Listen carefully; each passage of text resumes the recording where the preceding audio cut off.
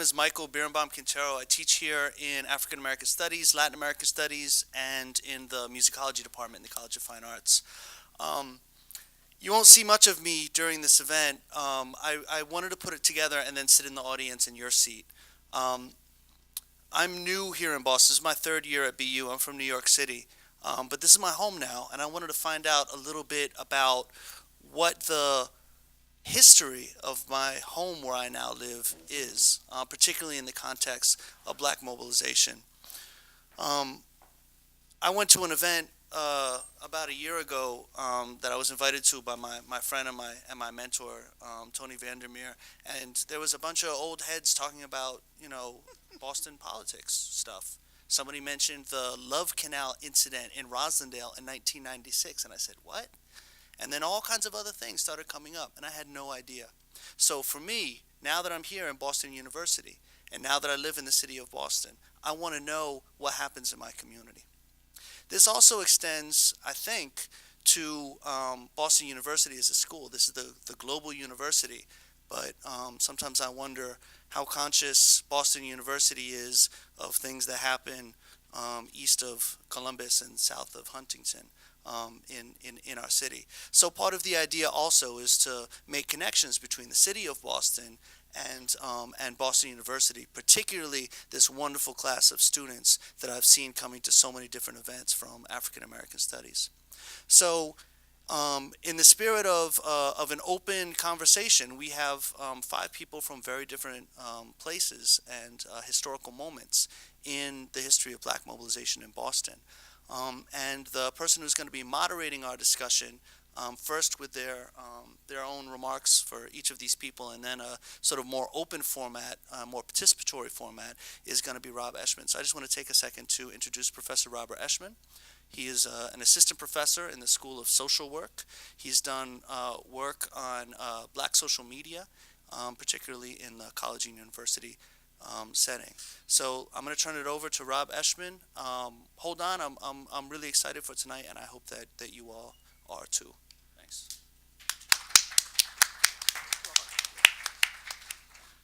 Welcome everybody.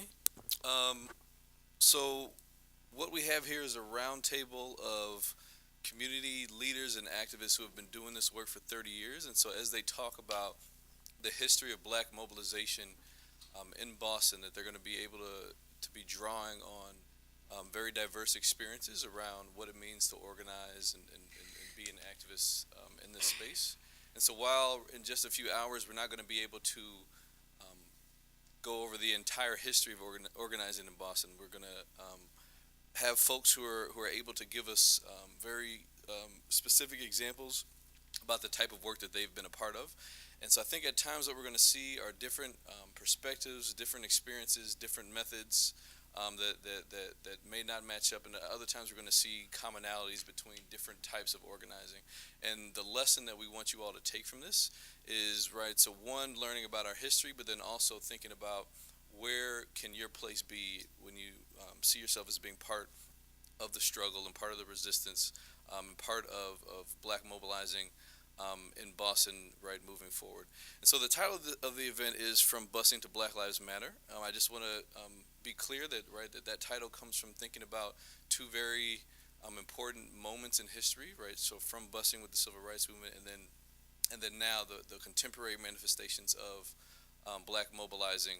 And we haven't asked the folks on the panel to talk about those two events specifically, but instead we're using those as markers of historically what black mobilizing has looked like.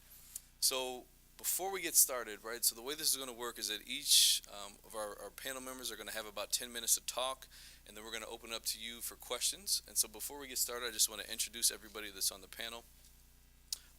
So first, Sarah Ann Shaw on the left is a journalist and the first female African-American reporter to be televised in Boston. No, I wasn't. I was the first woman to work at Channel 4. Had get the facts. Sorry to interrupt. But. No problem. Sorry about that. Okay. She's also known for her presence in the Civil Rights Movement and as a volunteer in education programs. She's a recipient of numerous local and national awards, including but not limited to an award from the NAACP, the Lifetime Achievement Award from the National Association of Black Journalists, and the Unsung Hero Award from the Roxbury Collaborative. Shaw is heavily involved in the community, including work with St. Mark's Social Center, and is a member of the Boston Action Group. So she led the Boston Northern Student Movement, where she coordinated student-led voter education, high school tutoring, and economic housing education with the Congress of Racial Equality, and worked with the Southern Christian Leadership Conference. So she also volunteered for Boston Partners in Education, served as a board member of the Boston Neighborhood Network, and served as the president for both the Boston Coalition of Black Women and the League of Women for Community Service. Um,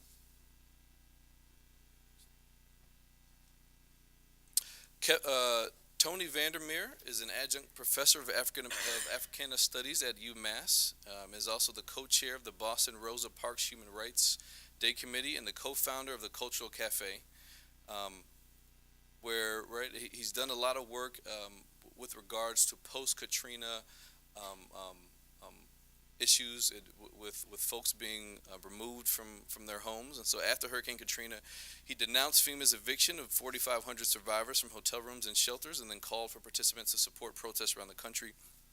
He's taken part in meetings with independent social justice organizations and progressive individuals to come up with responses to these post-Katrina atrocities in Louisiana, Alabama, and Mississippi, where he worked to organize folks around the right to return, a guaranteed income, housing, education, healthcare, and other social needs, as well as access to funds and land.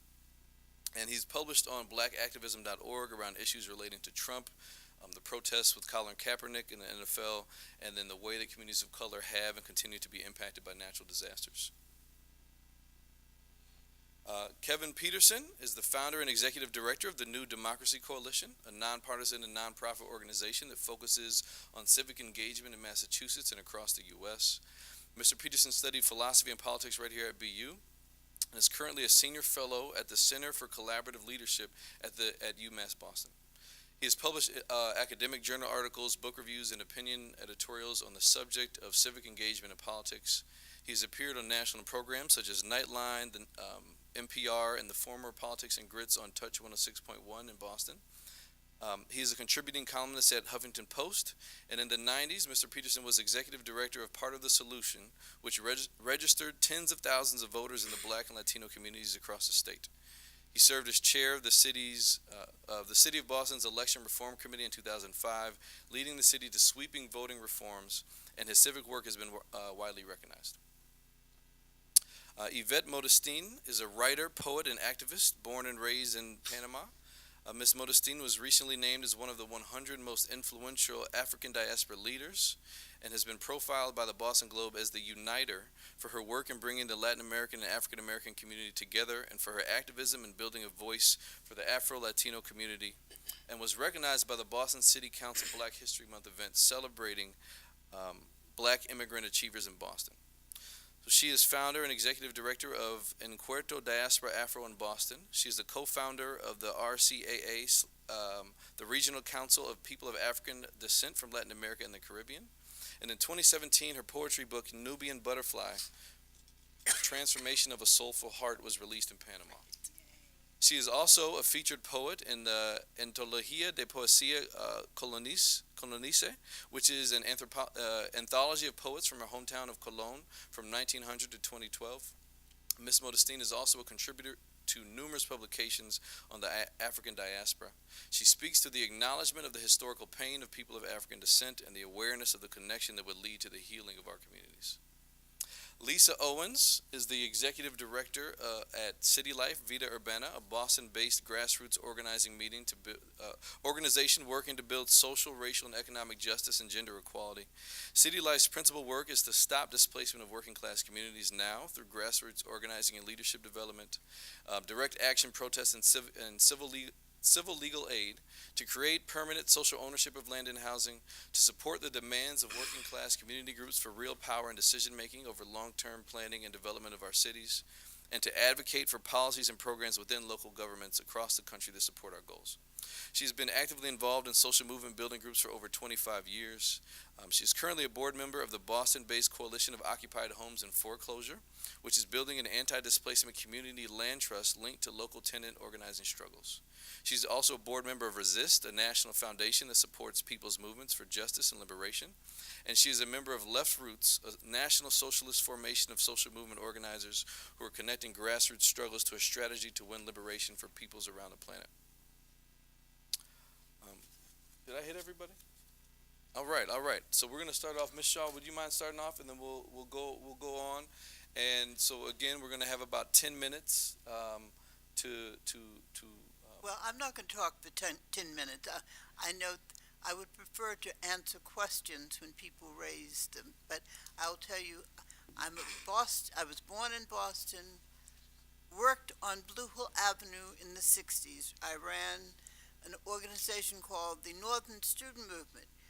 What we did, we recruited college students to go tutor children, particularly in Roxbury, children who were going to schools that were, frankly, not even, I don't know, the schools are terrible. They didn't have enough teachers, they didn't have enough equipment.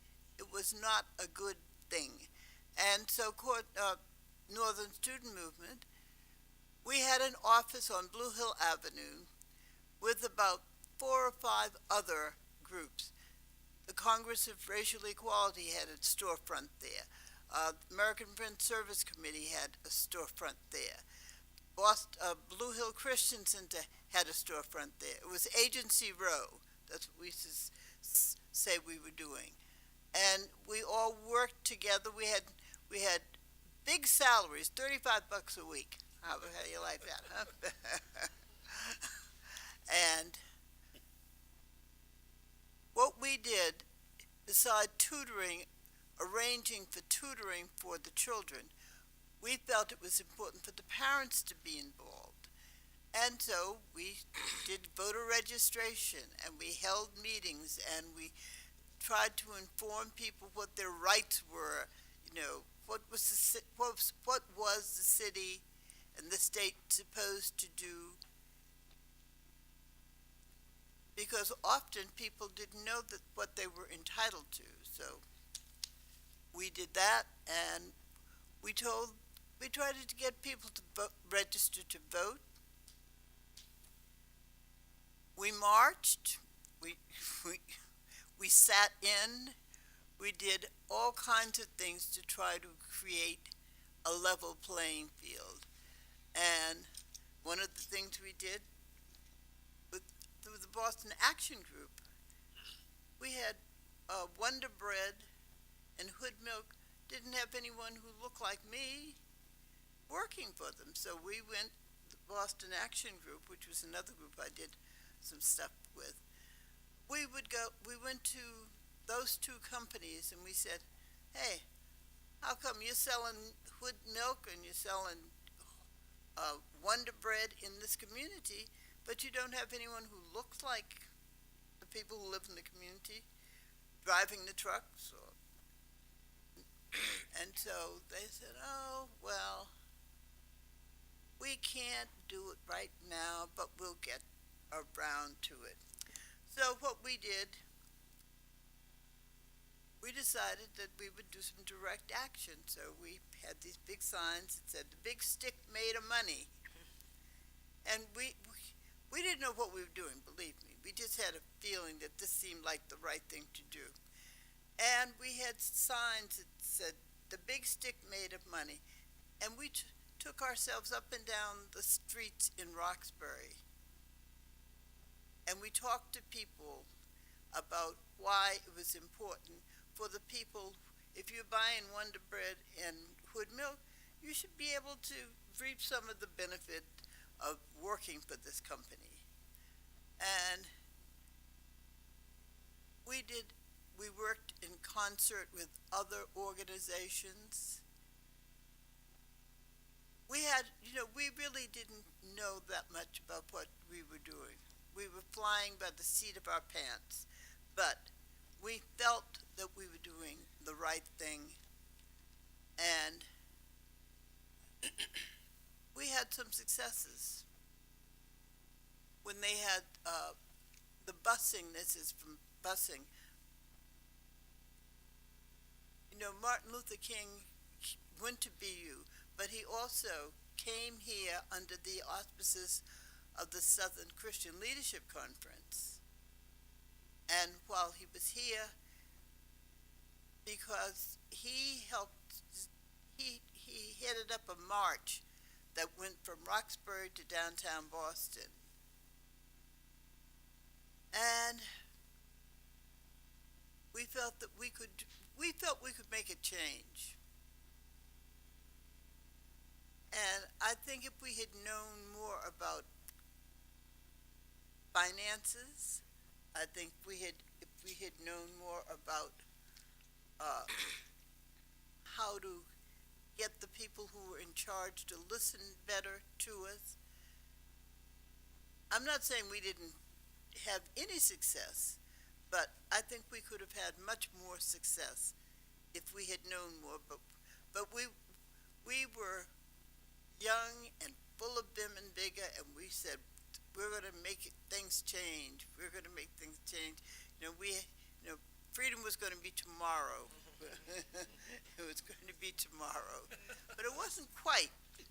And things that happened. I think some of the things that are happening now, if we had known more then, they may not be as bad now as they are. And I think that's all I want to say right now. So, I'm going to pass, and I think someone from Boston needs to go first, since I was not born and raised here. I want to honor that. So, out of my three colleagues, I'm from Harlem. who wants to go first? Because I think there has to be a historic Boston first. Sure. Before I can come in after. He's from Philadelphia. Okay, So well, Lisa is all right. am I the only person from Boston on the Lisa, because I think it's fair and right. So, I think though, true Bostonians only consider you a Bostonian if your grandparents were born here. So, so I don't know how many of us are actually Bostonians. So I was raised in Boston. I actually was born in Connecticut. But my parents and my grandparents are from Boston, so I claim Boston. So again, I'm Lisa. I'm the director of City Life Theater Urbana. We are celebrating our 45th anniversary this year in May, and I am a little younger than City Life. I came of age politically in Boston and Roxbury in the mid-'80s, in 1985, and I would love to tell you a little bit about our first organizing experience as young people in an organization called Free My People. We called ourselves a youth-led community organization. We were working towards people's power, people's liberation. What I think, though, it's important to set the stage, though. So I actually appreciate Yvette just asking to get a little context in Boston. So I mentioned that we're 45 at City Life because I'm doing a lot of excavating of our archives. And I came across this paper by Mauricio Gaston, who is also a founder of City Life. Many people are founders of City Life. And this paper, it's fascinating. It's basically the kind of an overview of Black political power from the 70s through the late 80s. And obviously he references Mel King's book, which is the kind of definitive work on Black political organizing and power in Boston in the 50s through the 70s. So Mauricio talks about. So Mauricio kind of sets the context for Roxbury by saying that, Roxbury, and we focus on Roxbury for folks who are not from here. Roxbury at one point was the heart of Boston's Black community. And so he begins talking about the point in time where Roxbury becomes a community of color. So he talks about after the period between World War II and the mid 50s, Boston begins to lose its manufacturing. And although Boston was never an industrial city like Detroit or Chicago or something like that, manufacturing was really important to the city. And so Boston loses these jobs to the suburbs. The suburbs are taking advantage of federal military spending. They're taking advantage of the suburbanization of the country, right? Which hopefully we all know was federally sponsored way for poor white people to advance into the middle class and to kind of concentrate poverty within black communities and communities of color. So all of this is happening. Boston is losing a pretty significant revenue base, which means that city services are declining, and there's more political infighting over scarce resources among the ethnic enclaves in Boston. So the Yankees and the Irish and the Italians, they're all fighting for political crumbs. And in this context, Roxbury becomes a black community, right? And so we know also what this means is that Roxbury, because black people, particularly and black people in the city, are not able to use FHA money to go buy their own homes. You see housing developments, right? So black people and people of color got housing, projects out of this. There's a lack of investment in our communities. Redlining is happening, right? And so even when we are able to buy homes, our homes, we don't qualify for loans to keep up our homes. We don't qualify for loans to start our own businesses, and our homes aren't building equity, right? So this is the context that Roxbury's is becomes a black community. So Roxbury, and so Gaston also talks about this concept of uneven development. So Boston goes through, kind of undertakes this campaign to remake itself since it's not going to attract manufacturing in the same way.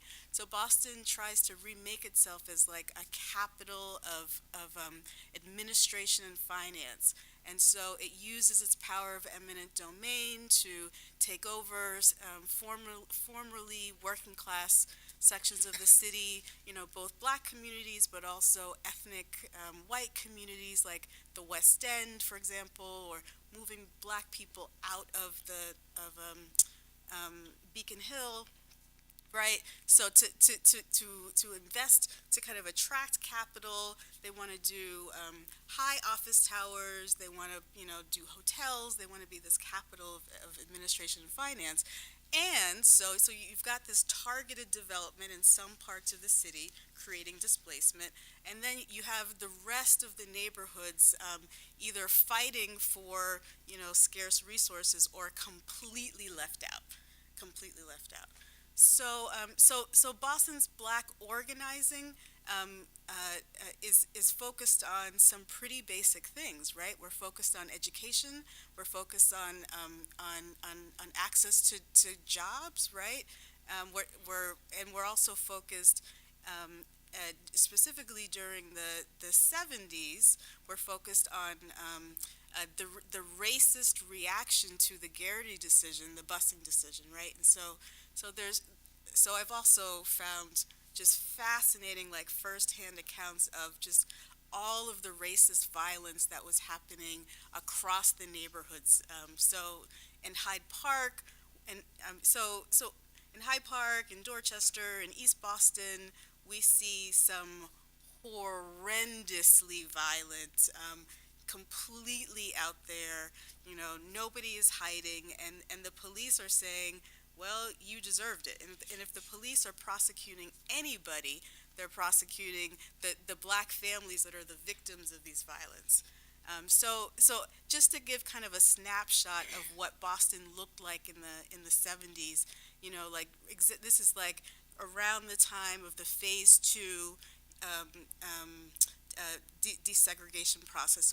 So young people are being bused, right, to like South Boston. So, for example, in Hyde Park, there are gangs of young people, of young people in gangs that are terrorizing black families. You see firebombing, you see burning KKK crosses, you see people being dragged from their cars. You're seeing real estate developers sending postcards to white homeowners saying, "Meet your new neighbor." When black people come integrate the neighborhood, there are a million examples, right? So yeah, it's hard to know when to stop because the 70s and then the 80s. I'm trying to get to the 80s where I come in, but the 70s were such a time of really racist violence and repression against black people, against this backdrop of still trying to, like, the city trying to lure investment into the city. And then on the other hand, there's this explosion of organizing. So City Life actually is born in this explosion of organizing. So, for example, City Life members were part of the school desegregation fights, but also community support committees, which were sort of all over the place, that were set up to defend racist prosecution of black and Latino people. Folks were part of the anti-war movement. People were part of the prison reform movement. People were fighting against the death penalty. People were doing labor organizing. People were at that point struggling for the rights of undocumented workers. People were in boycott and divestment campaigns. So there's all of this, there's like this explosion of activity happening in the 70s, and City Life folks are, hundreds of the thousands that are literally putting their bodies on the line saying, no, you're not going to evict our neighbor. You're not going to put, your police resources here instead of prosecuting the guy who owned the building next door, who burnt their building to the ground, endangering the people who were in there so they could get the insurance money. That is not how you're going to use policing in our neighborhood. People are like thousands of people are putting their bodies on the line. So City Life begins to create these small study groups that are figuring out, like, how to win liberation, right? Because freedom was around the corner in the 70s too. So people like Mauricio Gaston are looking seriously at trying to track the, black political development and seeing, where we stalled, where we need to be. People are thinking about alternatives to capitalism, and so, folks create a food co-op, for example. They create their own newspapers, which have a circulation of about 17,000 at its height, to do sort of community propaganda. So there's all this activity, and so then in the 80s, where I come in, our youth organization, the people who were doing this in the 60s and the 70s, these are our elders, and they're teaching us how to organize. And so at this point, this is the height of the war on drugs, right? This is the height of the U.S. government flying in drugs on their military planes and dropping them into black communities, and then arresting us for selling the drugs that they brought to our door. And this is also where the mandatory minimums are happening, right? So people are saying, jail for life for having, this much crack cocaine, but if you have this much powder cocaine, then you get a slap on the wrist. So we start organizing in that context. And this is the time where black young people in Roxbury, in my neighborhood, could be walking down the street going from Eggleston on their way to Dudley Station, and the police stop you because you're black and you're young. They put you up against the wall and they pull your pants down in the middle of the street, and they frisk you because they're ostensibly looking for drugs. And so our group kind of galvanizes young people and and adult allies around the city, and we sue the Boston Police Department. So our initial goal was to get the mayor to say that this practice was happening because the mayor and the police commissioner were just adamantly denying that they were even doing this. And so we wanted acknowledgement that this practice was happening, and then obviously we wanted the practice to stop. And so we were able to win a settlement against the Boston Police Department, and we started a conversation that made it politically unpopular to use stop and frisk as a tactic. So I'll stop there. In the 80s, I know that more people will talk about what's happening now, or maybe we can talk more about what's happening now. But I do think it is important to have a grounding for organizing in Boston.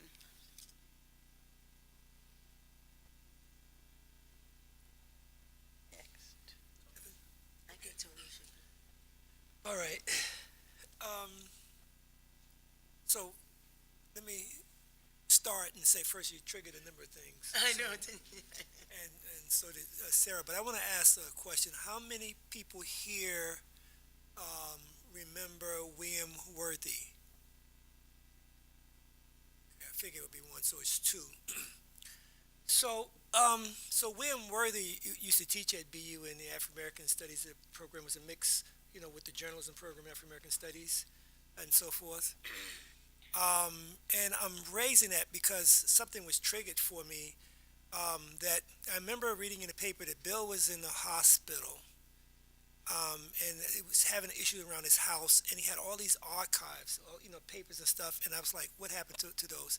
And I was over at UMass trying to agitate. It's like, we need to buy Bill's house and create a museum and, have students, grad students do some work and so forth and deal with those archives. So I don't know what happened. They probably threw it away, right? A lot of it Right. just piled up on Now, the porch. so having Sarah on this, Some stuff. Sarah is good for this. She'll get some stuff for you, and she'll say, Tony, come here, I got some stuff. But so I guess this is the disturbing part when you have universities like BU, UMass, all these institutions, and they don't create a space for that history. Sarah, whether it was, even if it was at Roxbury Community College, or even at BU, or even at Northeastern, or even at UMass, should have been given a residency. That's right.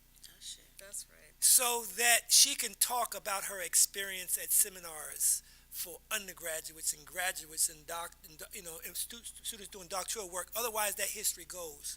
But of course, these institutions, this based on institutional racism, is not going to preserve that for the community. The community has to do it for themselves. Hence, this is why we've had to mobilize and create community institutions. Now, it's hard to have a storefront now. It's hard to have an apartment now. Even get a house now. But so I came to Boston in 1973. And when I first came to Boston, to visit, I had a friend that went to Northeastern and lived in Spear Hall, and so, sort of Fenway Park is over there. So I thought that was part of the campus. So I'm coming to a nice little campus, everything. But then when I finally moved, and my guidance counselor, who decided, I thought I was going to go to college, she says, no, you're going. She picked me up and dropped me off on Huntington Avenue with my suitcase, right?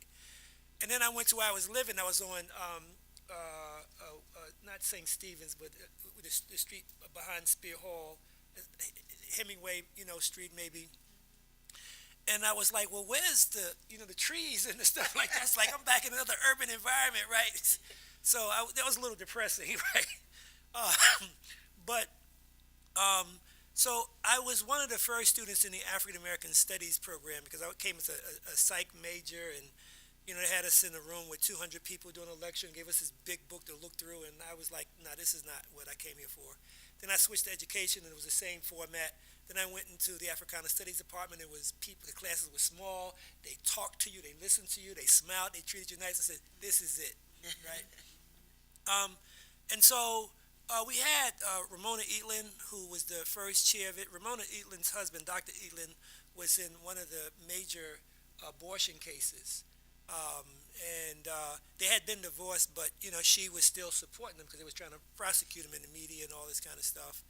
And Greg Ricks, who was a young teacher. So we had a lot of young professors. We had Stan Lake Sankangi, who was lived in from at the time called, from Zimbabwe, but He had studied in South Africa. He's a historian. We had folks from Kenya. It was very sort of internationalist, but people had some politics because they were dealing, coming off of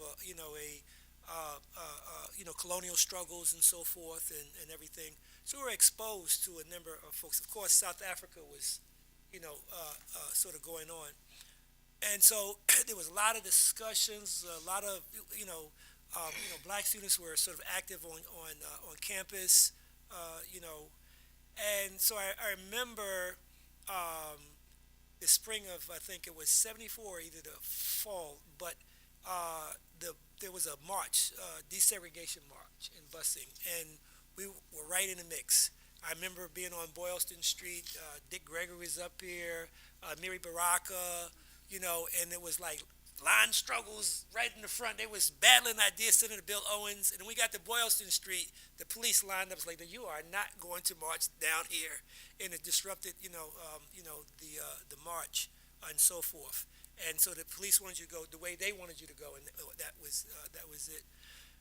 And so from that, I wanted to, and before I wanted to know more about the Boston community and what was going on, I would go into Grove Hall and, I'd go and visit the mosque and visit other places,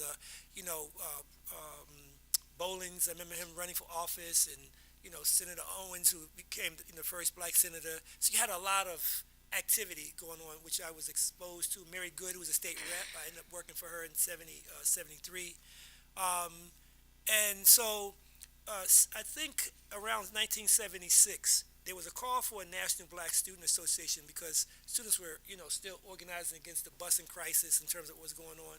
And I became one of the organizers of that, student organizer of that process. It was myself, um,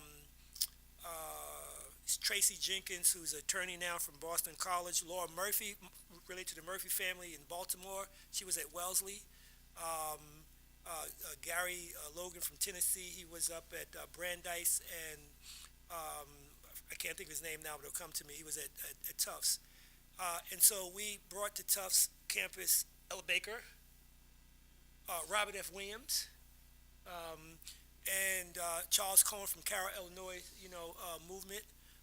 We had many people who had worked with Malcolm, who were involved with RAM. Yuri Kochiyami, who was the Japanese woman when Malcolm was assassinated, along with Betty Shabazz, went to his aid. She had came up. She was involved with a lot of members who was involved in RAM and so forth. And that was a powerful conference. And a brother by the name Akram Muhammad Akram Burton. He's videoed some of that and got a lot of archives, and we've been sort of sharing that. We were organizing students. We had a citywide student organization that participated in that, from Harvard, MIT, Tufts, Wellesley, Brandeis, BC, BU, Northeastern. We would meet and argue and fight and try to, do stuff. And but it was also related to what's happening in the community, as well as what was happening in South Africa. You had a lot of folks who were part of the ANC that was here. Aubrey and Berry, Chris and Tedder, and Vilakazi, who's in South Africa now. And we used to have, various marches. Willett, who Johnson, who is a professor emeritus now at MIT, was part of, that particular process. And we were, you're right, Trans-Africa. We're doing a lot of, sort of organizing and stuff like that. And for me, that was it. School was secondary. And because you just get caught up into that motion, and you try to figure out, well, why am I here? I mean, is it to go and serve the state, or is it to go and to deal with the people, right? And so it's tension trying to deal with what was happening in the community and try to deal with school as well. I mean, I ended up finishing, my schoolwork eventually, right? But there was a lot of activity going on in Boston, a lot of different kind of mobilizations. I remember we worked with Sarah Smalls, who had a place on Winthrop Street, was sort of kind of like a sanctuary for people who got into trouble and so forth. Sarah had worked with the Southern Christian Leadership Conference and so forth, very religious woman. And I remember, I think it was in 79, perhaps, We were sort of organizing for a major mobilization in New York. We had organized a national demonstration at the UN. We had about maybe 8,000 people here. In fact, that was the day that Assata Shakur escaped from prison. And somebody stood up and said, Assata has escaped from prison, la la la la la la la. And the crowd went wow, right? And Judge Bruce Wright was there too. Let him loose, Bruce. Right. He was down, at that, particular event. So we got back and we was organizing students. We would march downtown and says, Black Solidarity Day, no school, no work, and so forth.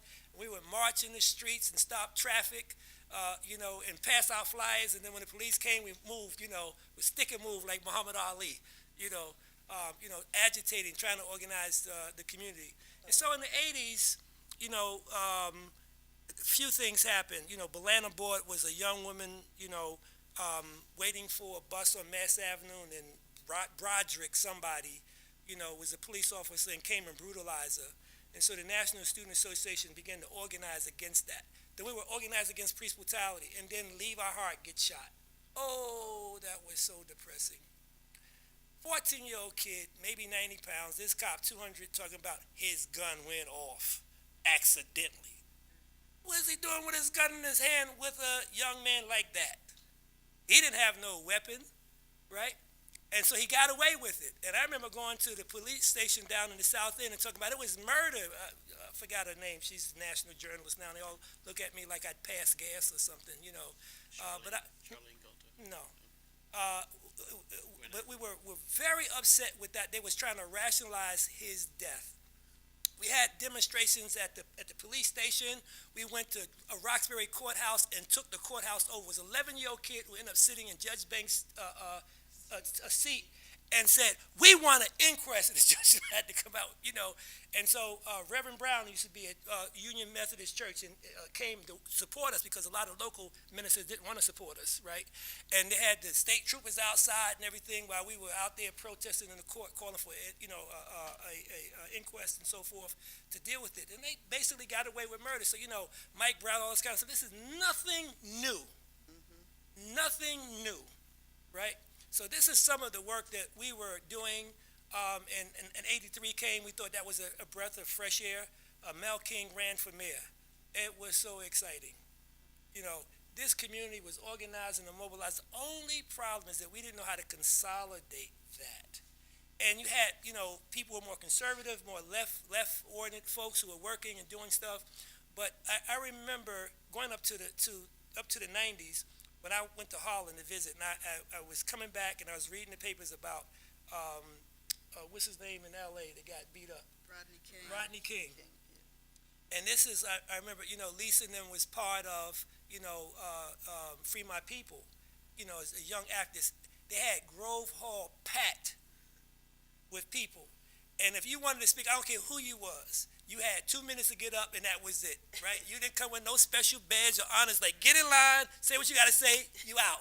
It was very democratic, in terms of dealing with that. That's the work that Lisa and them was doing. That was a major youth program, that had radicalized, young people to do that. When we was working with Mel King, we had organized to bring Harold Washington up here. We had 5,000 people up in Grove Hall and so forth. Trying to organize that event. We had different people, to contribute money. We made flyers. We going through neighborhoods, passing stuff out. So it was a lot of real street-to-street organizing. Even some of the local politicians, were on the street doing things. They're very accessible. And so forth. There's a lot of engagement. There's differences, but people are arguing and trying to fight that's the democratic process. How do you persuade people, around these ideas, and so forth. And eventually I got involved with the Black Political Task Force, which I thought that we had to shift the direction, that we probably need more of a political party, independent political party, to talk about what our program, what our interest is, versus just endorsing a candidate around some floozy stuff. Because you had people who were involved in the Democratic Party, Republican Party, and they just fighting for little positions and so forth. I says, nah, we got to go and push the envelope. So when Weld came in, and Weld was trying to use the Black Political Task Force as a stomping ground for him to run for president. and there was a lot of black Republicans in the organization that ended up, raised some contradictions. So eventually I got kicked out, but that with honor, right? Um, but it was a lot of mobilization, a lot of organizing, going on. But I want to say that when you go back historically, um, that there have been a lot of people active in Boston. But I remember when pretty much I think a lot of people from SNCC played a major role in the development of the Black Panther Party. Because a lot of people think it just started out in Oakland with Huey and them. But it started with Muhammad Ahmed, Max Stanford, Stokely Carmichael. They organized it in New York. Huey heard about it. He wrote them a letter, and they started dealing with Black Panther for self-defense. But it was not only the Black Panthers and people who were in SNCC. You also had RAM, Revolutionary Action, where people had a relationship with Rob Williams, Malcolm X, Queen Mother Moore, a whole lot of other, more radical people, who wanted more structural change. And so when it was involved in SNCC, they was pushing SNCC to deal with self-defense versus, the nonviolent piece and so forth. But there were forces in Boston that was pushing that case, and it had an impact in terms of the community. It might have been a little bit, sort of smaller, but that presence was always here, fighting, trying to agitate, trying to push the politics to be more progressive. But I think the question of class, which we don't deal with, has been a fundamental issue in terms of the kind of class struggles that people were trying to position themselves to be gatekeepers versus opening the gates. And I know the work that Sarah and them done, which she didn't really mention, around organizing to get programs like Say Brother, right? One of the top black journalists who lived in the community and was talking about what's happening in the community and so forth. It wasn't trying to live somewhere else and play like she didn't know black people, right? And that was a major piece to have a black presence on, in Boston in terms of media and so forth. And that was a part of the radicalization. I forgot the young man's name, but he was related to Hubert Harrison. So he had deep political roots. If anybody know who Hubert Harrison is, who is very radical in terms of, the sort of 1820s, around, when Garvey was around and Du Bois was around, and he was challenging, many of the sort of white socialists at the time and the black radicals about taking a even more radical position, around it. But anyway, I'll stop because I'm just trying. One thing I'd like to see, Tony asked who knew Bill Worthy. Bill Worthy wrote for the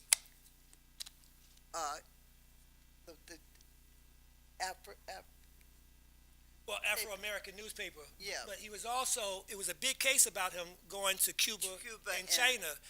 There's a picture of Bill, I got to find it. He's with Cho and Lau and Mao and them, and so forth. Major piece, and it was a big case. He went to Iraq during the time. He went to Cuba. That's right, Cuba around, Cuba, and the government took away his passport. That's right. Oh, yeah. Bill was a character. He was in the mix, but no, people don't even know that he was here. And he worked here, and he and John Silver were like at loggerheads. Yeah. But Bill Worthy really was a fine journalist. That's right. And who was afraid of no one. That's right. Very loved. So Kevin has given me the floor. So, which is good because I think, Tony, you ended late 80s. I come in early 90s coming from Panama. And I remember my high school counselor, I had gotten accepted to a couple of different places. And when I said, I want to go to Boston because it's considered one of the best schools, she said, "Are you sure?" I didn't understand what she meant. But as soon as I got off that plane and got to campus, I knew what she meant. Boston makes you pay attention to your blackness. Boston makes you know you're black. And as a woman born and raised in Latin America, Boston, it was so vicious. It was so clear that racism was here. It was so clear that it defined how you moved. Like, I didn't understand my African American classmates at the time, who I perceived them to have a chip on their shoulder. But my first day walking down Newberry Street, I got it. I literally was, followed around the store and it wasn't apologetic. It was fierce. It was like almost being on top of you, and I remember calling my dad and saying, but I had money in my pocket, I was dressed properly, and I just did not understand. So Boston makes you pay attention, and then people's response was always, but it's all these schools and we're so liberal. And to me, that is Boston's biggest lie, that it pretends to be this liberal space, with very conservative, racist history and movement within. One of my first jobs out of undergrad was with the Boys and Girls Club of Boston, and they had placed me at the Charlestown Club, which was the building that people stood on top of when the buses were coming in from Roxbury and Dorchester. And it was like one of the anniversary celebrations of the busing, and the way people were behaving, you would have thought it was the day before. Lisa and I last year participated in the mayor's process about Boston resiliency on racism report, and every time the busing conversation came up, you thought it was yesterday. Yes. The healing, the reparative justice of that story has not been done in Boston. People spoke then and now as if though it was still happening, because the schools are almost returning to that level of segregation right now in Boston. The violence of the communities do not exist to that extent, but the segregation is even more visible, even in the work that we're doing. Lisa and I do housing work and community organizing work. It's almost becoming that, almost all over again. So one of the things for me was to then go out in more into the streets and then be a black Latina in a space where Latinos are very high in numbers, who are of African descent, who don't self-identify. And what Boston does in that context is allows Latino to define themselves through culture and not race. And it continues to perpetrate it. So you have Latinos that are walking around that look like everybody in this on this panel, and even some of you that are from the lightest to the darkest, and Boston makes you pay attention and choose which one is going to make it easier. If I can pass as light, the colorism within the Latino community Boston allows it to play itself out even more, because it's so white in its movement that you have Latinos who are a little on the light side are looking at black Latinos going, well, I'm not you. But white doesn't see them white, but they look at anyone darker than them as the other. And then when they have these black experiences, they want me to jump up and march with them. I'm like, no, where were you? Where were you last week when someone got beat up in Jamaica Plain or in Roxbury? So from a Latino, Afro-Latino, African Latina perspective, Boston made me found Encuentro Diaspora Afro, because I could not understand the division that was existing between African Americans and Latinos, when basically when we get on the bus, people don't care that I spoke Spanish or that I was born somewhere else. I was having very black experiences, and also being an immigrant and being a woman. So Boston, I founded Encuentro in 2004, and last year into this year, it feels like 2004 is still here. We're not speaking about race from a truth base and a critical and a strategic place. We're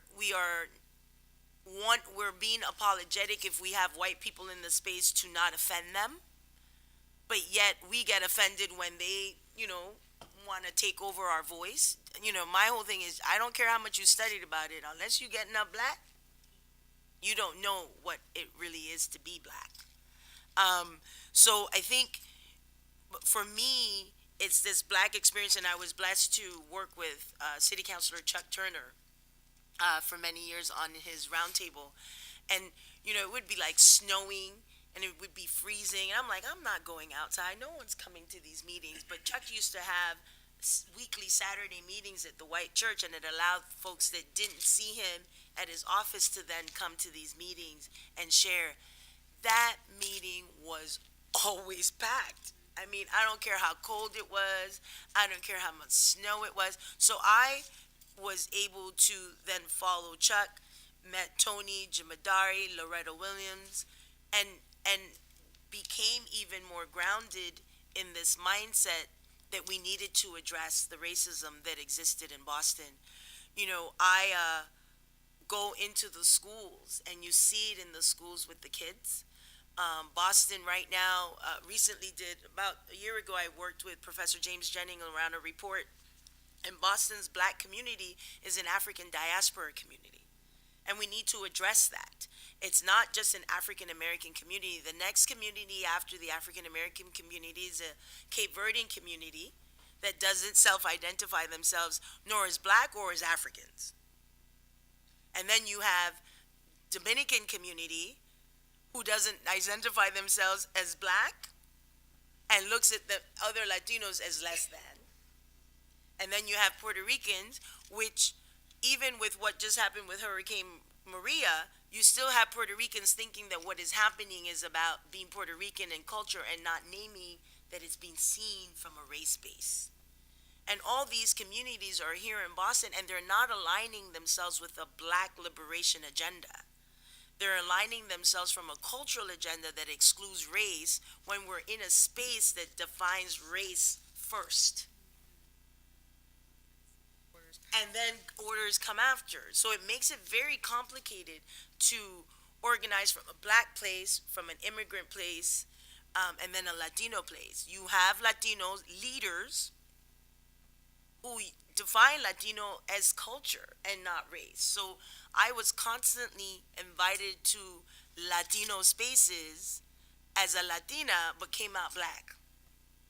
I was hired as a bilingual social worker because of language and culture, but as soon as you push the envelope, I was the black woman. So I had to learn what it meant from my college students when they were defined as, aggressive and we're this and we're that. And I'm like, what is going on here? So I had to go through all of that. And then what is happening around the Black Lives Matter piece is prior to the hashtag here, or the concept being defined through this hashtag and through this formation, Black Lives Matter was already happening in Brazil. Black Lives Matter was already happening in Colombia. Right now, my colleague Marielle Franco was just assassinated 2 weeks ago, sitting in her car, 38 years old, the day after she had gone on a radio show to talk about police brutality. Bernardo Cuervo was assassinated in Buenaventura after a 21-day stop in Buenaventura by the black community in one of the most richest ports in Colombia, where they were living in states of poverty that should not exist. A week ago, his 2 sons were assassinated. And this is during a peace process in Colombia. I just came back from Venezuela, and the Venezuela that we see on TV is not the Venezuela I saw. Black Lives Matter on a whole different level in Venezuela. Because what people don't want to name is that the Venezuelan opposition is white based. And U.S. supported. And what Chavez did first and foremost was give a voice to that black community. So all of this is connected. Why? Because those are people that are coming here. Right now, Boston is coming right behind Florida for the Venezuelans that are coming very much with that white-based mentality, who are bringing that other level of racism that exists and that classism. We still have Dominicans who, if you go to my youth program and tell one of my young people you're black, they think you're telling them they're Haitian, because it's so deeply rooted. And we have a Dominican leadership and a Haitian leadership who are perpetrating that divide that exists. How are we saying we want to stay DACA, we want better immigration, but Santo Domingo is kicking out Dominicans of Haitian descent left and right? That's the same thing that we are fighting here. So how do we make those connections? Because those are the people that are walking the streets of Boston, and those are the young people that are growing up in Boston. And they're growing up and being told, you're not black, you're Dominican, you're Puerto Rican. and seen themselves outside of a black experience. But when my young people come to me and they say, Miss Yvette, they stopped us at the train station and da da da da da da da, and because we're Latino, I say, who was talking? And they're like, no one said anything. I said, well, you weren't having a Latino experience. That was a black experience. But we're not talking about race and how race becomes first. Should I be, I'm many different things, the mask that we all wear. But what I have learned very strongly, very deeply in Boston, very deeply in the U.S., is that race comes first.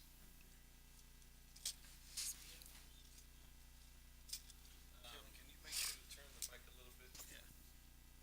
And I'll make sure that I'm brief so that we can Have some questions. we can we can get into the questions and answers and dialogue, but not first without thanking and honoring Ms. Shaw Yes. for all of your work throughout your career as a community activist and then as a journalist who integrated the Boston media and made it better for all of us, giving your perspective. So I appreciate that. And as Tony says, you are a real source of wisdom and experience. I appreciate that. I want to start, and I'll be brief because I do want to. I'm better with the conversation. But I'll start with just by raising some facts that were sort of articulated recently in December in the Boston Globe. Just the epitome of white establishment in journalism and in terms of corporate Boston. The Boston Globe published a series around race. Anybody read it? Any? Okay, about a third of folks here.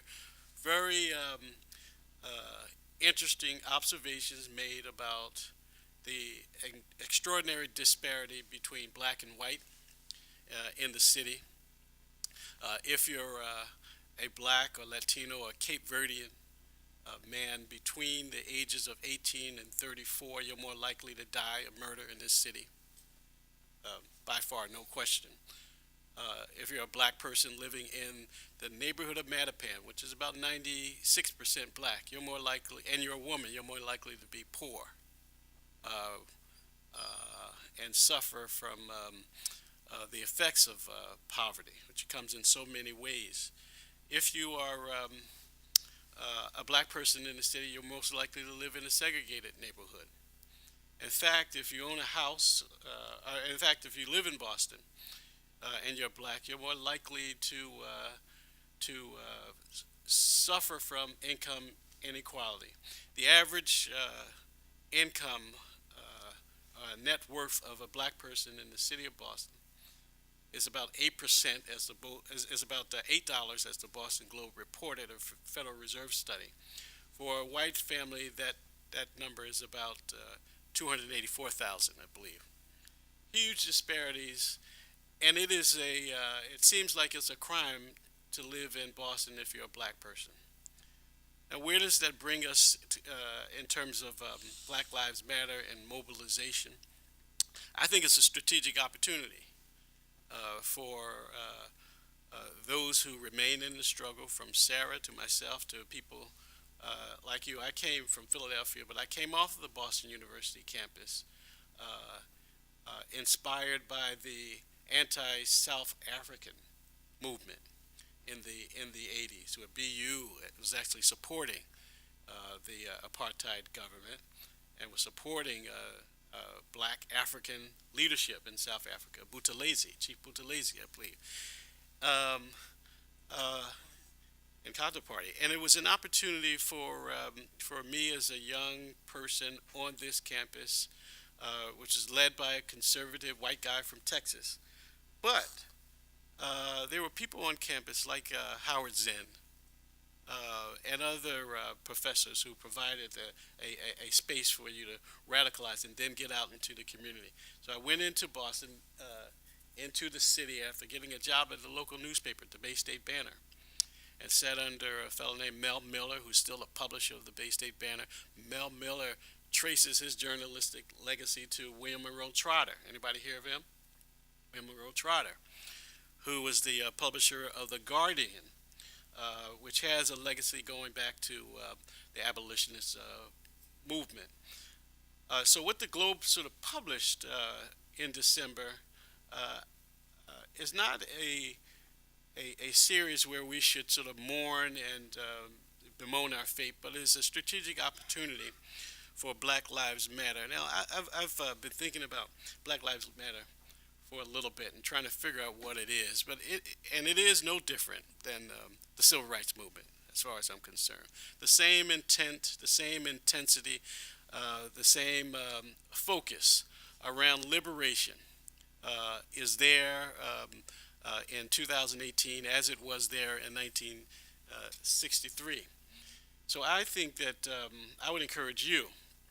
I love to sort of have this conversation with you about how you enter students, how you enter the space that is now, or where there is now a narrative around that is very clear around racial inequality and structural inequality across the board in terms of income. So income and race. So I'll start there. I'll stop there, and I guess now is time for conversation, and I'll talk a little bit about my organizational stuff when we loop back around, circle back around. Yeah. So thank you everyone for your thoughts.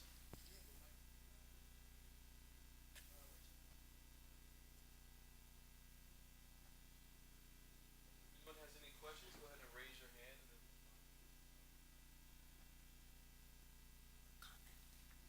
questions or comments?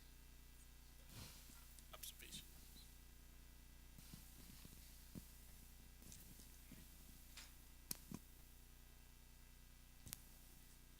So you're gonna have to excuse me. I did come in a little late, so I'm not really. I haven't taken any African American studies classes here or ever. So I'm not really familiar with what busing is. And so could you just explain what that is, like what the foundation of it is before You're not clear what the busing? busing is. The Boston School Committee was very, very racist. The schools were in terrible shape, particularly in the black community. And the NAACP asked that they acknowledge that it was de facto segregation that was going on. They didn't want this Boston public, the school department didn't want to acknowledge that that was the case. And as a result, there were marches, there were meetings, there were all kinds of things that went on to try to get the school department to acknowledge that they were treating black children poorly and badly. And finally, Judge Garrity said, we're going to stop this by busing. We're going to bus black children to white areas of the city, and we're going to bus white kids to the black areas of the city. The difference was white people said we don't want our kids going to the black community, so they set up programs, their own little, schools, or they sent them to parochial schools. And our children went to places I covered. So someone mentioned Hyde Park High. When I was working, Monday through Friday, after Judge Garrity said that busing would start, Monday through Friday, I would go to Hyde Park High with a reporter, with a photographer, and the police department, the tactical police force, was assigned to go to Hyde Park High, and they had these big boots on, and they would come and they would walk around the school and walk around the school. People who lived in, they had women who lived in Hyde Park. They would pray. They would come and they would fall on their knees and pray that this busing would go away. I mean, it was so bizarre. And every day I would get a phone call, I get phone calls, plural, from people who said, how come those black kids started fights again? And I said, I don't think that that's quite the case. Well, we know they did it. The amount of tense, it was so tense. And Hyde Park High, it was, when I think back on it, every day, Monday through Friday, there would be trying to see, trying, trying to figure out what we could do to help these children who it wasn't their choice to come to go to Hyde Park High or to go to Charlestown or go to East Boston High. It was the Judge Garrity. People hated Judge Garrity. People from who lived in those communities. I told my boss, I said, I'm not going to South Boston. Don't send me to South Boston because I'm not going. I have to tip my hat to Gary Armstrong, who worked at Channel 7. He was a black reporter, and Gary had more heart than I did because he agreed to go cover what was going on in South Boston House. South Boston was, it was, they had to, the kids would get on a bus with a police escort. I mean, it was, thinking back on the stuff that was going on, it was like, Sarah, didn't Gary have a problem at one point? I thought he might even got an attack. well, I think, but Gary was big. Gary had more heart than the rest of us because he agreed to go. I told him I wasn't going. I said, you can fire me. And so you had people like Mayor Flynn, Billy Bolger was the president of the Senate, James Kelly was the city council, Louis J. Hicks, all standing on the stairs with the white parents refusing black people to go to those schools. By the way, those schools were just as in poor shape as the ones in the black community, Terrible. which was the sad part, Yeah. right? It was a sad part, around that. But it was sort of, Gerald Ford was, the president at the time, and they, it was their whole thing around, they were opposing, this whole process. So, it goes back to segregation in the 60s and, and so forth, but it just played out in Boston. But it played out in the last election here too. Yeah. Because because some of the things that all of us have said, the black community is not a unified community here. We haven't created a unified agenda, a liberated unified agenda. And what was interesting to see is that when that series came and then the report card of Walsh came out, Yeah, but from the MWC. from the MWC, and he with a D minus, and it was like we did not pay attention to it. We did not challenge him.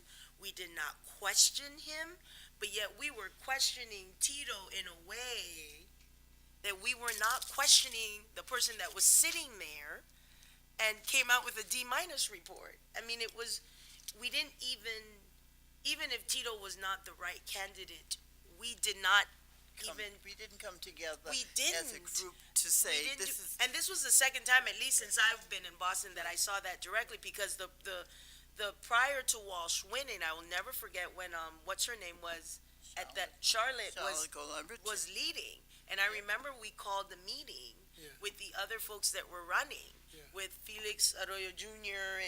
and Barrows and all of them, and we said, this is an opportunity for us to 12th Baptist unify. Church.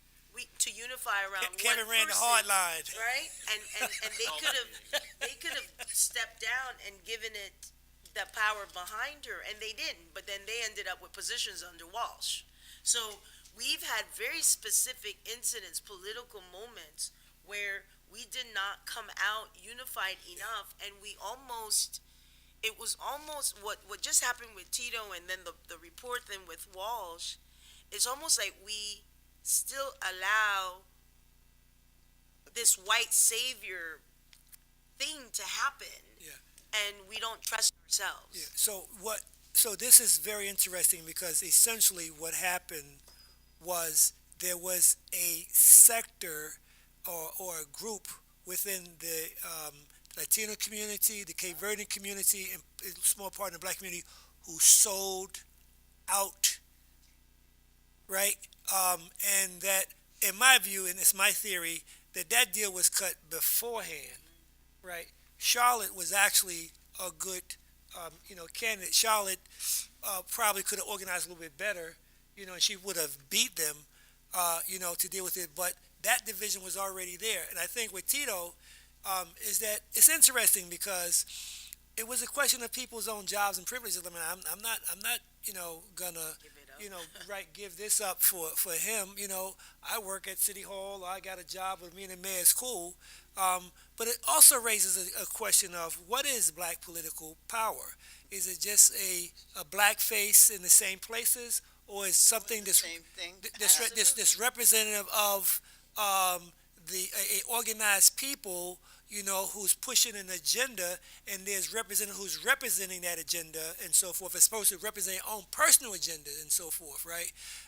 And so this is the crisis that we are currently in terms of who has power, and that black people who have positions who aren't going to engage with Dr. Martin Luther King called dangerous selflessness, right? They're not going to deal with putting their interests on the line for somebody else because they're worrying about themselves versus worrying about the majority of poverty, of black women who are in poverty, whose net worth is $8, the kind of violence, the poor type of schooling that they're financing, the housing crisis.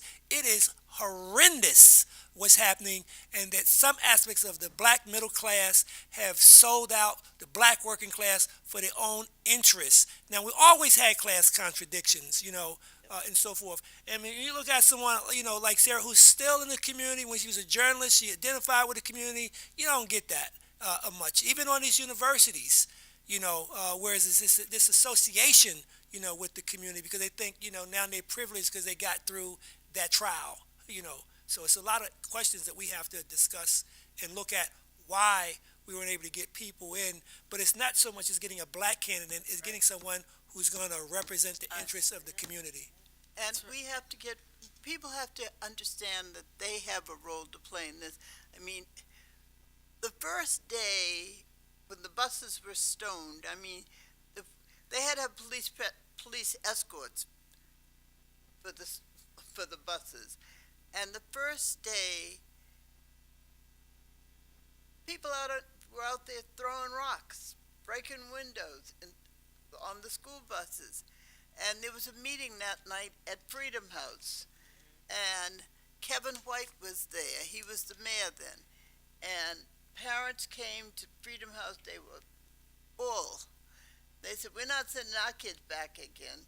And Kevin White said, "Oh, I promise you it's going to be okay. You won't get nothing will happen to your children." And Tom Atkins, who was the first black city councilor that we had, and he was a lawyer, and Tom was there at Freedom House, and Tom said, "Don't send your kids tomorrow. It's going to be dangerous for them." And Kevin White said, "Oh, I promise you it'll be okay." And people believed him. And what happened the next day? Boing! Yep. I have a question here. Hi, my name's Lauren. Speak up, darling, please. My name's Lauren. I'm a senior in the College of Communications at BU. So recently, at least in my experience, I feel like Black Lives Matter has not been able to push through the media as much, especially right now. So I guess my question for you is how, as young people, do we position ourselves to make the amount of noise that we want to in order to get our message heard?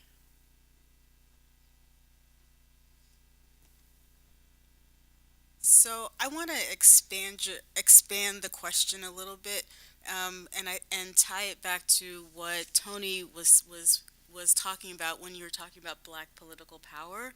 So I think that we want to first so what's the message about, right? And so expanding Black Lives Matter to the movement for Black Lives, which encompasses all organizing around Black freedom and liberation in this country, right? So moving beyond the hashtag, right? So what is Black political power? Well, I think we know that we have Black political power if we have if we control the means to for example have quality housing and to have a say over what does or does not come into to our neighborhoods, that we control the not only the decision making processes by which these things happen, but also we have the ability to course correct if our teachers or our education system or the criminal justice system is not meeting our needs, right? So clearly Black people do not have the power to control education, transportation, housing, the military, the criminal justice system, the courts. So I think it's safe to say that we do not have Black political power of any sort. We do have Black faces in some places in elected office, but I would agree with Tony that that is not Black political power. So And it's also important that people come to agreement as a group that's that that's right. these are the things that are important That's right. for us to have a community where it's safe, That's right. where people can do things. I mean, That's right. if we keep going in 14 different directions, That's right. And where does that happen? That happens within movements. That happens within movements. And there are actually this very promising seeds right here in Boston, right? If you look at the housing justice movement, this is being led by Black working class women primarily. There are lots of folks in the housing justice movement, but the folks who are at the heart and soul, who are challenging Walsh at every turn, who are challenging big corporate developers who have taken multi-million dollar loans from these big global corporate financiers and whose business plan is to kick us out so that they can either flip and make gobs of money or attract luxury tenants, right? For example, right? The movements that are that are springing up across the neighborhoods are being led by Black people, and particularly Black working class people, to say no. We're going to fight tooth and nail. We are going to develop an agenda that is both about resistance to our displacement, for example, or resistance against the old Boston Redevelopment Authority, which they spent a bunch of money to change their name, but it's the old Boston Redevelopment Authority that is making side deals, cutting them on on our heads, right? Our folks are stopping big money in its tracks to say no. but what can you do, Lisa, to make sure that people come together and agree that this is Yeah.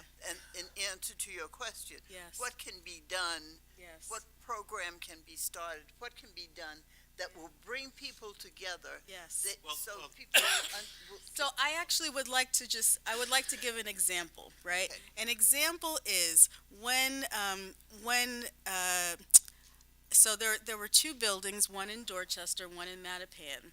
There were 59 people. A lot of these were single room occupancy. Folks who were a lot of this was transitional housing, and everybody was on a fixed income, right? So their landlord was in foreclosure and was a horrible slumlord and was charging exorbitant rent and intimidating people, doing things like lighting. So a couple of horrible things he did. He lit the rug in their common area on fire because he thought that somebody was going to protest his rent increase. He went into someone's unit who was protesting her rent increase and took her stove out of her apartment just because, and this guy was seemingly above the law because nobody could prosecute him. So he was in foreclosure, and these 59 families were about to be on the street. the community was about to lose 59 units of affordable housing, and they would have all certainly been converted into luxury housing. These tenants formed a tenant association across neighborhood, right? Dorchester and Mattapan. They fought. They used the media. They used relationships with neighborhood associations. They became members of city life. They went to city hearings, right? They publicized their case. They also used very creative legal defense and advance and actually created case law precedent. It's a really fascinating story. But using direct action and public pressure and protest with community defense and for the purpose of gaining control of their building. And so this is the piece: community control. You can't just fight. We're fighting to have control, power. So now they through a nonprofit own this building. They have a tenant association that controls this area. That's a model for what we need to do in the city. We need to have mobilization so that we can have strong defense, and we need to use the mechanisms that social justice movements already have in place to both stop the bad but then build the new. And building the new is community control. And that's how you get your message out there. You organize. I think beyond uh, the rhetorical parameters of Black Lives Matter and what that means, there is important work to be done. I think the important work to be done is the work that must be carried out around maturing the phrase. Now, what I mean by that, um, as I understand it has been a wonderful phrase that young people of the millennial generation and younger have used to sort of highlight the tragedy of America that is encountered by Black people. So, Black Lives Matter, I applaud it, and it captures the imagination of the country.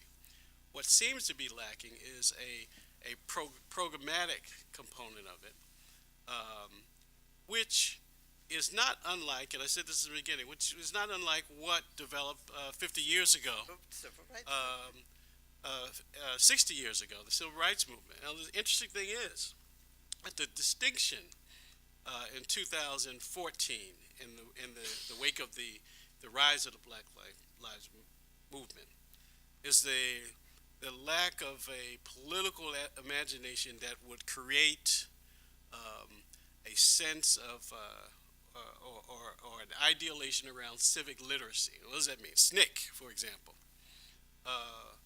the Student Nonviolent Coordinating Committee, developed community schools and developed ways of teaching about democracy and how you engage in democracy.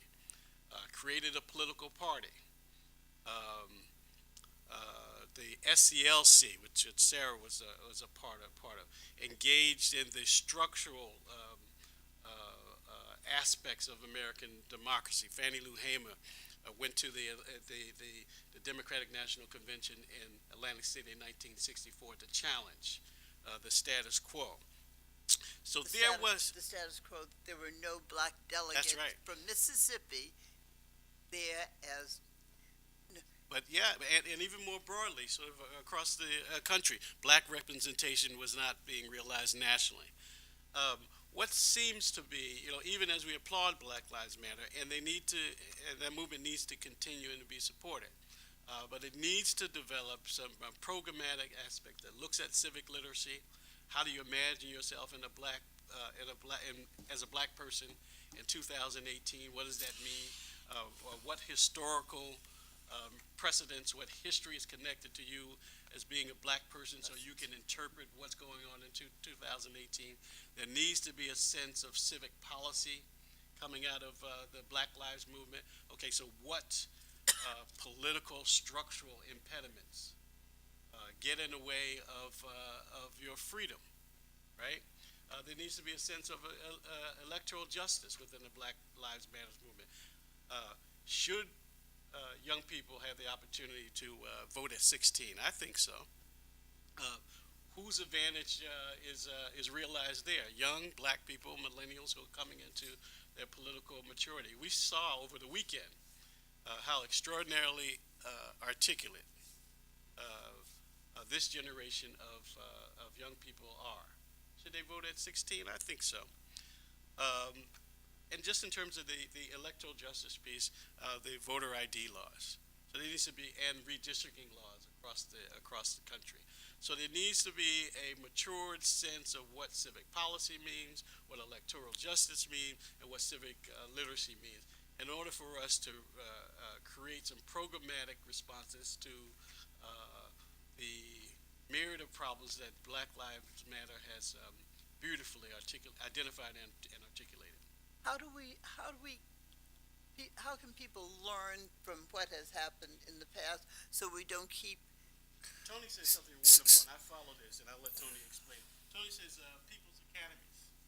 So you pull in your neighborhood, in your communities, people together. You pull people together whose commonality is suffering, and you teach, and you inspire, and you mobilize. But Tony says it better than me.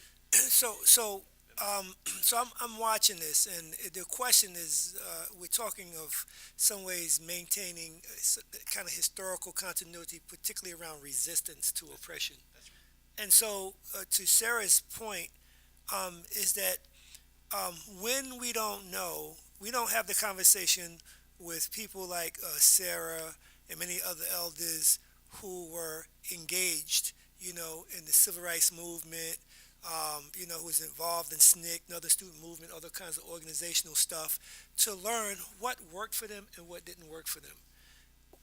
And so so I think I'm so happy for Black Lives Matter. But I learned this from Queen Mother Moore. She said, when there's a genuine revolution or movement that begin to develop, they're going to create a counter movement, right? And so, but if we are trying to develop independent organization, right? We fail. And the way you develop that also is that you got to learn what happened in the past, right? And so SNCC and them, were pretty independent in a way, but then you start to see other organizations start to spin off because they were still trying to maintain that sense of independence and deal with the real questions of self-determination and freedom. In some ways, a lot of leadership of Black Lives Matter has been co-opted. The whole idea of these wonderful young people rising up because they're angry, about the kind of gun violence, the Democratic Party is going to manipulate that as well, right? And yes, I want to see Trump gone, and so I will have a united front around that. But what next, right? You see what I'm saying? And so where's our independent organizations who's ready to push the question?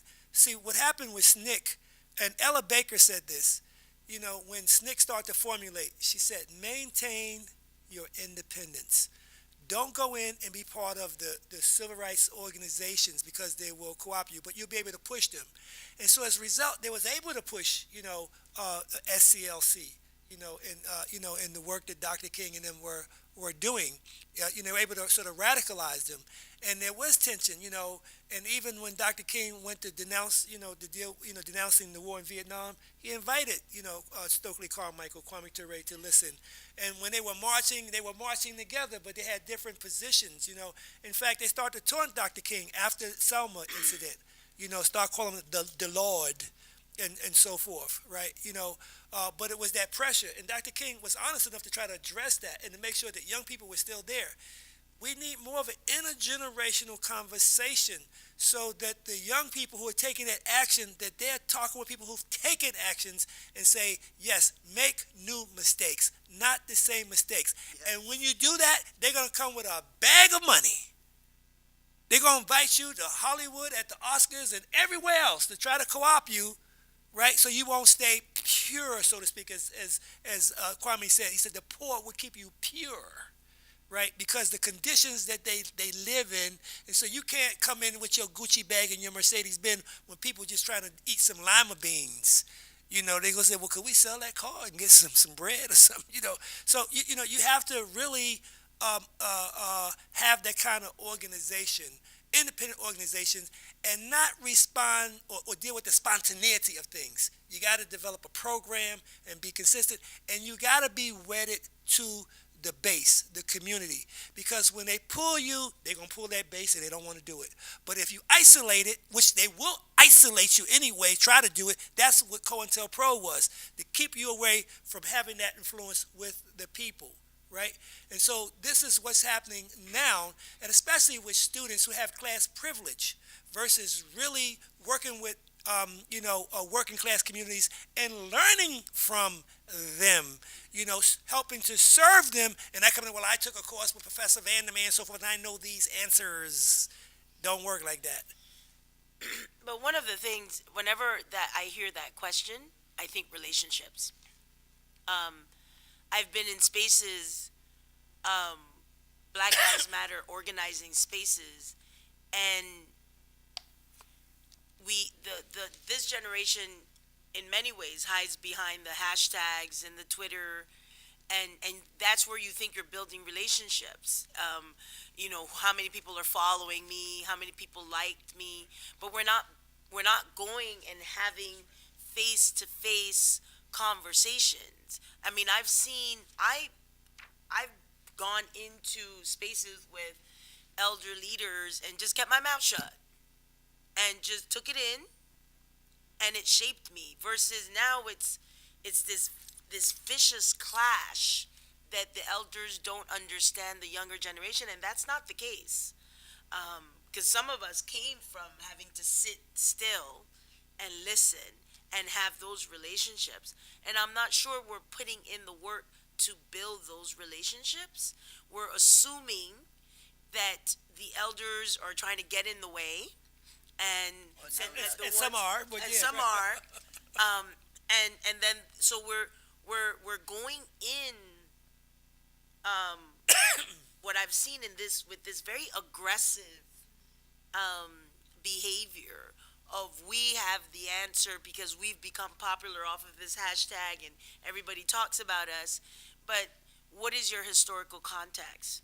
How much work have you done to understand what came before you? How much work have you done to understand that some of the things you're doing by what Tony's saying, by taking that invitation to the Emmys and standing next to a white woman, and having them co-op Me Too, when we have been 400 plus years of black women being lynched and raped, and we weren't talking about that. So if you can't talk about that kind of Me Too, then you can't be standing next to me today. So there's that. I think there's the relationship that I think we're missing. And that's a key piece around relational practice. But before that, next question. So Rob, when he introduced, what's happening, and he tried to really clarify, not necessarily in a defensive matter, the whole title, because there was some controversy around that, right? And someone from Black Lives Matter was talking about, well, why don't you invite, how you have a conversation, we get nobody from Black Lives Matter on there. But the real issue was, why don't you invite me? That's what that was about. And there was other people, check, yeah, check, right? And so that wasn't the issue. In fact, part of this process that we've been having forums, right, in the community around these subjects, and with Michael's saying, like, how do we bring that and try to reformulate that and so forth, where we've been inviting Black Lives Matter people who sometimes didn't even come, right? But it's dealing with that ego, right? And it's not new, because that was the same thing in SNCC and in RAM and other organizations. It was probably the things that was happening when, slave culture, when they was talking about how they had youth culture doing things. I mean, that's something that goes from the beginning of time, but it's how do we put that in check? It's been what the issue has been. But it's like we have to create that space to bring that in, to have those hard discussions, but say, wait, it ain't just about you, it's about all of us, and be critical, about that, but also trying to embrace them, because we don't need that tension. But you need tension in order to create the kind of change we need. But it has to be healthy and it has to be constructive to transform it. And you need to be willing to listen. Yes, there you go. Hey. So we have time for one more question. Okay. Yeah.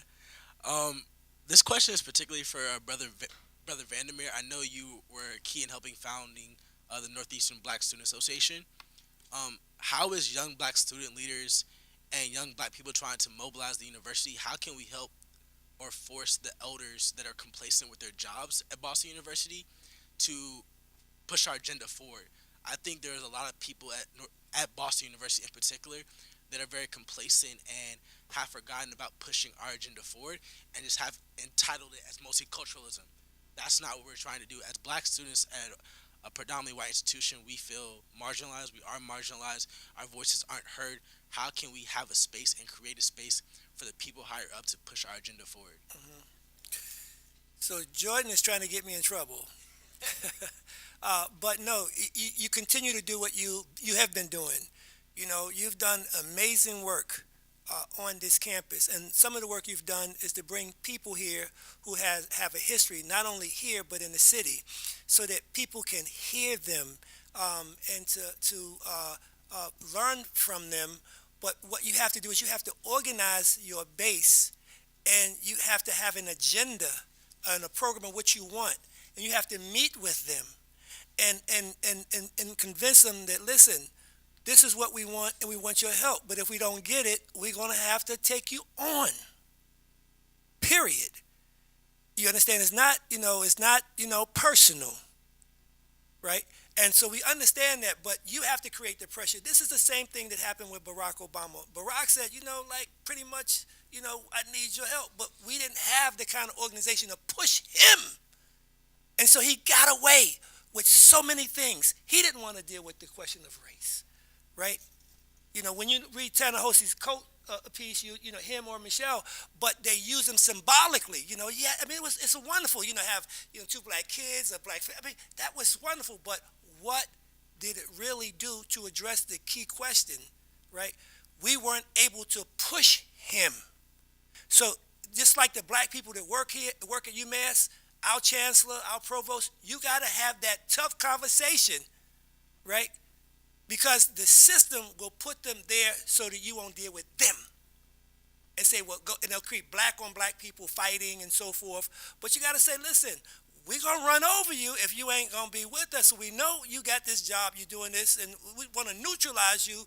Get out our way, because we know you don't necessarily have the power to do that. So you got to challenge it, but you can't challenge it if you're not organized. And you can't challenge it if you're not ready to take consequences, because they will create consequences for you. And you can't challenge it when you got a C or you haven't been to class, right? You got to do the work, right? You see, because they'll have you a transcript ready that says, well, what happened to this class, right? You understand? They will threaten you, intimidate you, and so forth. So as Kwame used to say, organize, organize, organize, right? You understand? And push it. But that's what we have to do, not just on the campus, but in our community. And we're not doing that in our community as well, because people are scared. They don't have what Dr. King said, courage, right? Thank you all for sharing. All right, bam.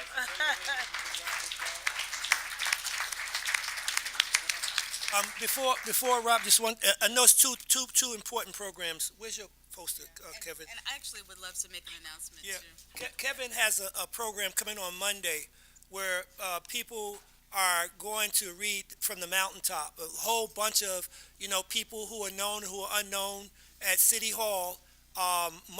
Monday at what time, Kevin? 4 o'clock. 4 o'clock. Right. Dr. Dean Provost Elmore. Right. Oh, do you know? So Right. you guys should get on the green line, get off at City Hall, and represent BU. Right. What time, Kevin? 4 p.m. Right. This coming Monday, April 2nd. Yeah, Day after Easter. And on Wednesday, at 4 to 6, we're having a community